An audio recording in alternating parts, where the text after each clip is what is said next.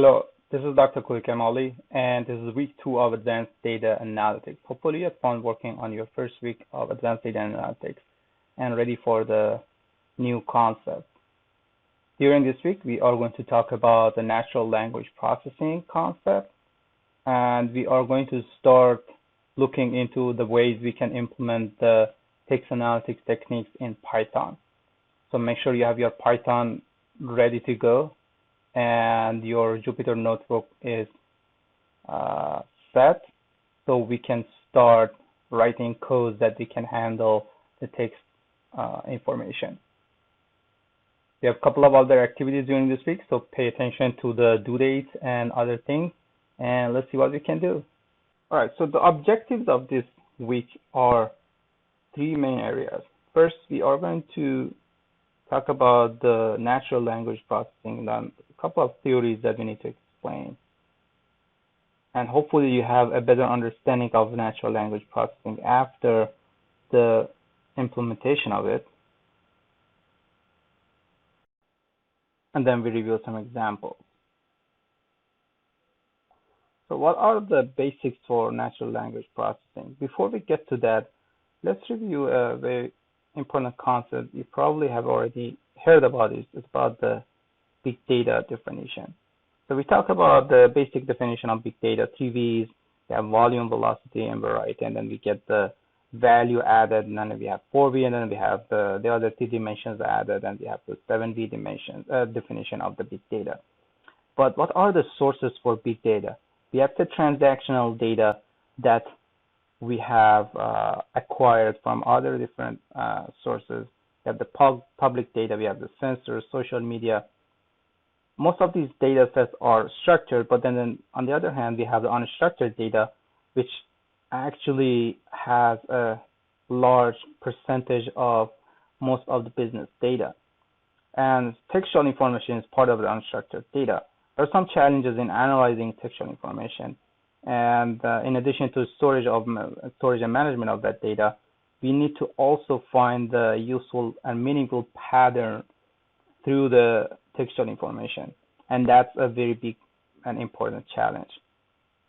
So we need to have a very structured way of thinking into the textual information so we can actually extract those information. So natural language processing is the area that helps us to get those information. And the way the natural language processing works is that it's basically a gold mine for data science. Because without the NLP, we don't have that lens to look into the textual information. And the information becomes very complex and complicated that we have a very low chance of finding useful and valuable information. Natural language itself is a language developed and evolved by humans through the natural use and communication rather than constructing, creating language artificially, like a computer program language. So it has been actually created through centuries or thousands of years. It's not just one specific program language. It's the way people talk about different things. So the language philosophy can be seen from 3 different angles: where the language is coming from, what are the meanings of some of the words, what are the meanings of some terms in language, and finally how to communicate effectively. And then we can talk about the linguistics and what is the linguistics or the language cognition, which helps to understand how the human brain interacts with the language, how it can interpret the actual words.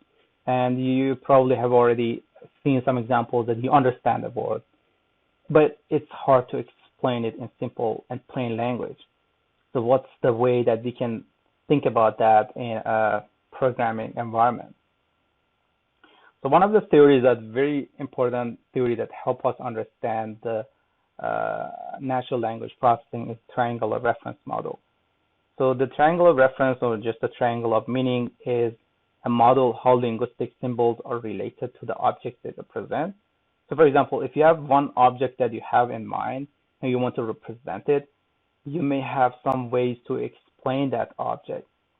And the simplified form of that relationship between the speaker as the subject, whoever explains it, a concept as an object or a friend and its designation or the sign is the basis of the triangle reference model. So if you want to explain an orange, you may use a picture. That will be your symbol. So the orange is the object that you as the subject want to explain, but you use a symbol to explain it. So depending on the symbol itself, depending on the common understanding of that symbol, the way that could be seen by the other person could be different. So for example, if we just maybe use the color orange instead of the shape of the fruit orange, someone may have a vagueness into understanding the actual meaning of the actual object. The second theory that is used in the NLP to explain the communication foundation is direction of fit representation, or word to word. So it indicates using words to match or relate to something that's happening or has already happened. For example, the Eiffel Tower is really big. It accentuates a fact in reality. We already know that the Eiffel Tower is very big. Or it could be something that will happen in the future. I'm going to take a swim. It hasn't happened yet, but because the reality could change in the future, we can use some facts to explain that scenario.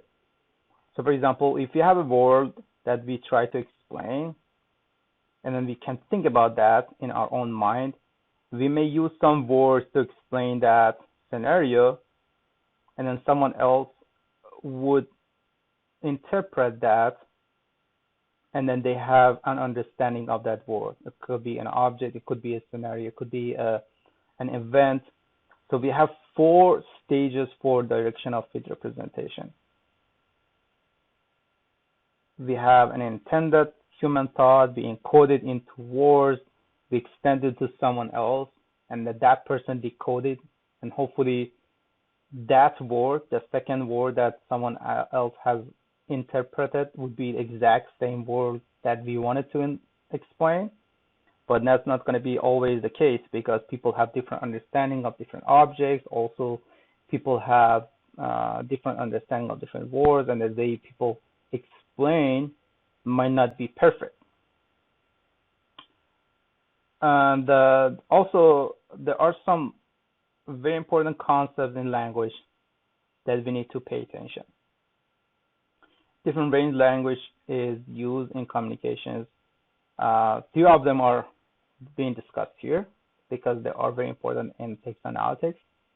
First is locutionary, which concerns the actual delivery of the sentence from one human to another by speaking. And that's what I'm doing right now. I'm trying to deliver some sentences to you so you can understand some meanings. The locutionary is related to actual semantics and significance of the sentence being communicated. So I have something in my mind and try to explain it to you. However, the way that actually that is represented to you might not be what I have intended to. And finally, we have the prolocutionary communication, and that's the effect of communication on the receiver, behavior or psychological. Hopefully you have learned something up to this point. So that could be the effect of my explanation, locutionary language to you.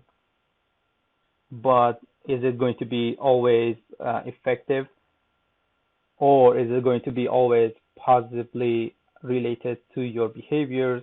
That is going to be a big question. Let's think about an example. Let's say a father tells a son, "Get me the book from the library." So because that is an actual semantic, get me the book from the library, that is going to be an locutionary act. However, if the son actually brings the book, because that is a change of behavior, that is going to be a preclusionary act. I know this is going to be probably somehow crazy, but it helps you to understand the basis for a natural language processing that's in Python. You don't have to have a very in-depth understanding to run some code. But if you don't know what is the meaning of some of these terms, when you look into the literature, you look into some of the research that explain the same concept, you may get confused. So just bear with me, and then we get to the much more interesting part later on. There are some electionary speech acts, and 5 of them are very important and assertive, telling how things are already existent in this world. Directives ask the message receiver to do something. Right? So I ask you to do your homework. I ask you to do the exam. Commissive, commit the message sender to some future acts. So I promise you to fairly grade your works. Expressive, reveal the sender's disposition toward a particular proposition. So my disposition toward not turning the assignment would be that, unfortunately, that would be a big no. So you want to avoid that. And declarations. The power of speech act is able to change reality based on declared propositions. I hereby declare him not guilty. Right? So that will be something you see in the courts. There are some areas for linguistics, of course. This is not the linguistic course, but we have to know some of these information. Why? Because you get to see them in action, even in Python. And then if you don't know what is the meaning of those, you may have a big question mark, and you don't know how to use the tool. And you don't want to use the tool blindly. You want to have a deeper understanding of the tool before you implement anything. You have the phonetics, the phonology, the syntax, semantics, morphology, and lexicon. Let's talk about the words in the language. So word is the smallest unit in language, right? That's the basis that we have. Of course, you have letters, but they don't have any meaning. We have the word that they have some meanings, and we can use them to communicate. So we have some forms for the words. Of course, some of them are going to be noun and verb, adjective, verb, and of course we have some other syntax for the words. And then we have the group of words or phrases, and they can represent some more information. And finally, we have clauses, and that way you have a full sentence that can be meaningful. So when we talk about the language semantics or the meaning in the language, that is going to be based on some units, and those are known as lexical units. And lexical units are usually represented by morphemes, and that is the smallest meaningful unit, and of course the correct unit in the language. You may have some specific formats of forms to explain some word that is between you and your friends. No one else understands it. It's correct for you, but it's not going to be universally acceptable. And if you just acquire all these meaningful units, that will be a lexicon. So lexicon is a complete vocabulary of these lexical units. All right. So that is very important. You're going to see that a lot in NLP and in Python. What is a lemma? A lemma is also known as a canonical recitation form of the set of words. So it is the base of set of words known as lexeme. Okay. And for one word, you may have different set of words that can be explained, but the base word would be the lemma. Let's talk about the word sense, which provides a concrete representation of different aspects of word meaning. For example, they have attended an annual fair. What is the meaning of fair here? I hope the judgment is fair for all. So there are different meanings for the fair. And depending on the context, you may have different sense for it. So you can have a break right now. I know it's a lot to digest, and maybe you want to take a deep breath. Not going to be the whole semester we talk about the linguistic concepts, but this is the basis. So we just need to understand the main concepts before we can use them. So I'll talk about the text corpora in the next part. All right, so welcome back, and let's talk about the text corpora. So that's the plural form of the text corpus, and that is defined a large and structured collection of text. Of course, it takes time to get to that point, but that is going to be the basis for most of the text analytics processes. And the primary purpose is to leverage them to linguistics as well as statistical analysis, use them as data for building NLP tools.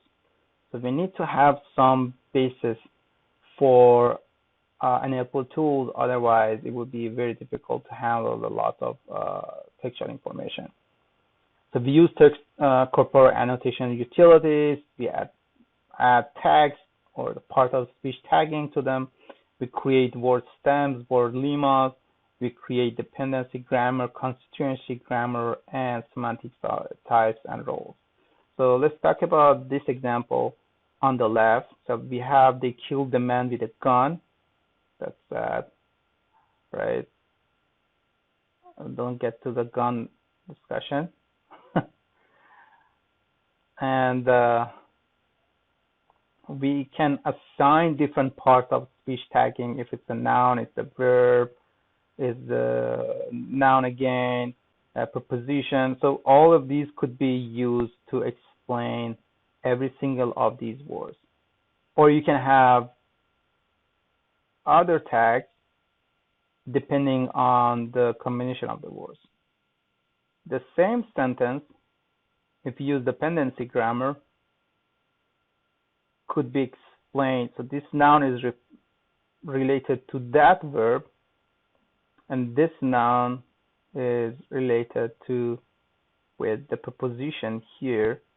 So the way these nouns and where verbs and the definitors they are related is different.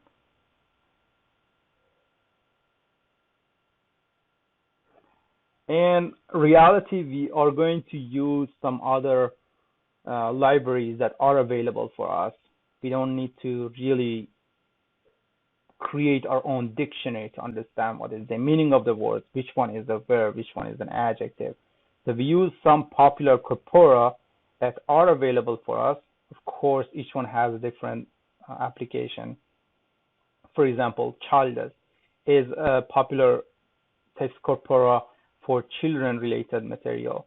So we have all this information about them, and they have a WordNet, which is a popular text corpora to analyze information that we have usually acquired through the online platform. And of course, some of them are US-based. For example, Brown Corpus is the University of Brown have created that. Some of them are not US-based, the British Corpus, the BNC Corpus.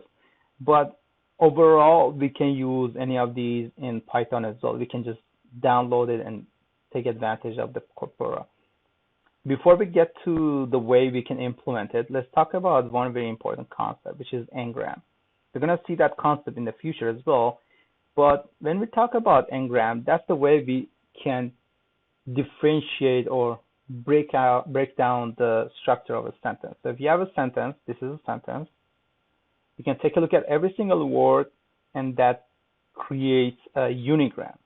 So if n is 1, you have 1 gram, or you have unigram, and you can just separate every single word.